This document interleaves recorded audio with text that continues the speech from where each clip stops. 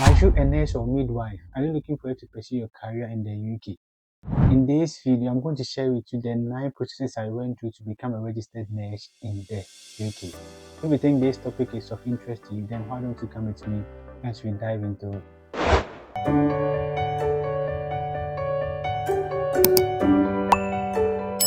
If today is your first time seeing my channel, my name is Sister Watchman. You can simply call me Kobe. Everything I'm going to do here is going to be practical. So as you can see on the board, I'm going to share with you the 9 processes you have to go through to become a nurse or midwife in the UK, especially if you are trained outside the UK. What I want you to know before I start is that I'll be leaving the PDF format of all the 9 processes I went through in the description box. So if you want it, you can download it. The first step we're going to look at here is to have a PIN. So one requirement to become a registered nurse in the UK is to be a registered nurse in your home country. And the evidence to show that a registered nurse in your home country is to have a PIN. So what this means is that if you don't have a PIN at the moment, you are not considered as a registered nurse, and it will be very difficult to go through this process.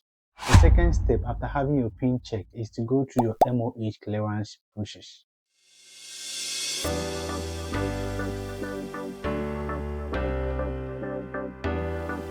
This stage of the process is limited to Ghanaian nurses and midwives. So if you are from any other country, you have to find out how you have to place your home country NMC or Ministry of Health to get a permission to be verified with the UK NMC. So if you are based in Ghana, it is very important to start your MOH clearance process as early as possible because this process can take like 3 to 6 months for it to be completed. And if you are not very careful, it may delay your verification process with the UK NMC. And then if you are asking how to go about this process, I've done a complete video about it, so I'll leave the link in the description box so that you can check it out. If you want to know how to go through the MOH clearance process, how to fill the form and stuff, all you have to do is to watch that video. Once you put in your MOH clearance, the next thing I would advise you do is that you start preparing for an English test. This can be either IELTS or OET.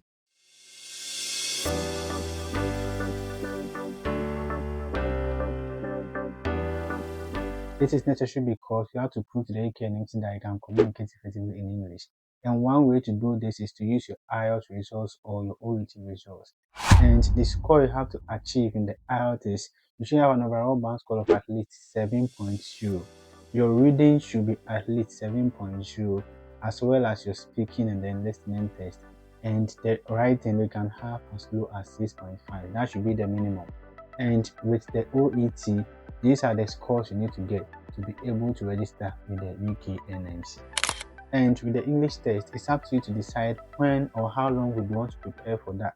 It can be 2 months, it can be 3 months, it depends on your learning capability. But at the end of the day, make sure that you are writing to achieve the score the UK NMC is looking out for. Otherwise, you would have to resit. Once you are through with your IELTS or OET and have attained the score the UK NMC is looking out for, then the next thing I would advise you do is you have to create an NMC online account leading to your UK NMC registration.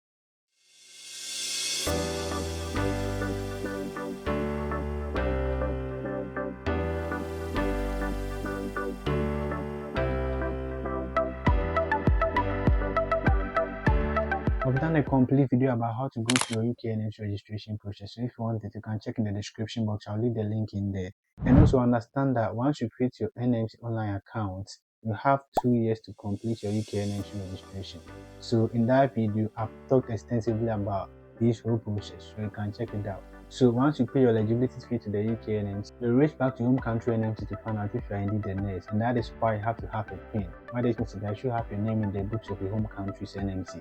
Otherwise, your verification will be denied. So once you've gone through your UK NMC registration and you have uploaded all documents, verification has been done, you start your CBT, now you'll be left with OSCE to write. But then I would advise that even as you are preparing for your CBT, you can move on to the next process, which is searching and then applying for jobs.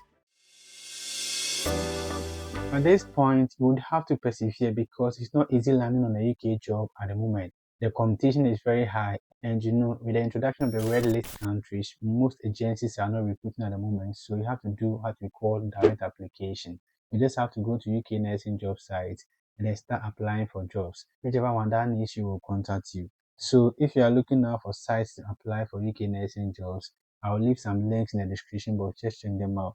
And also make sure that you are doing your application the right way. How do you do it? I've done a complete tutorial about how to apply for UK nursing jobs on track. So if you want it, I'll leave the link in the description box as well. Just check it out and then learn the tricks and techniques you have to go through to land on the job, especially in the application process. And I would want you to remember that you don't just have to do one application to get a job. Some have to do a lot of applications before they could be shortlisted for an interview. So it's not about doing one application and then relenting, hoping that you'll be called for an interview. It doesn't happen that way. You have to be focused, you have to be determined, you have to do a lot of applications. So once you search and then put in your job applications, what happens here is that depending on how many applications you did, you may have some NHS hospitals contacting you. First of all, some may come with negative feedback to say that because you are from this country, they can't recruit you and something like that. Others may come with some positive vibes, and here you'll be shortlisted for an interview. So that will be the sixth stage. So once you are shortlisted for an interview, you just have to make sure that you are preparing very well because remember the competition is high. There may be other applicants, coming in for the interview. And the fact that you have been shortlisted for an interview doesn't mean that you are getting the job. They are going to still screen and then scrutinize and get the number they want. So the question is, will you be part of them? It's up to you to prepare very well. So at the end of the day, you prove to them that you are worthy of the job or you are worthy of the application and that, you know, the offer shouldn't be given to someone else but you. And you have to be very confident disregarding the years of experience you have. Just prove that you are confident and you know what you're about. Okay, so once you go through the interview stage and then the hiring manager is happy with you, you'll be sent an offer letter some few days or few weeks after your interview.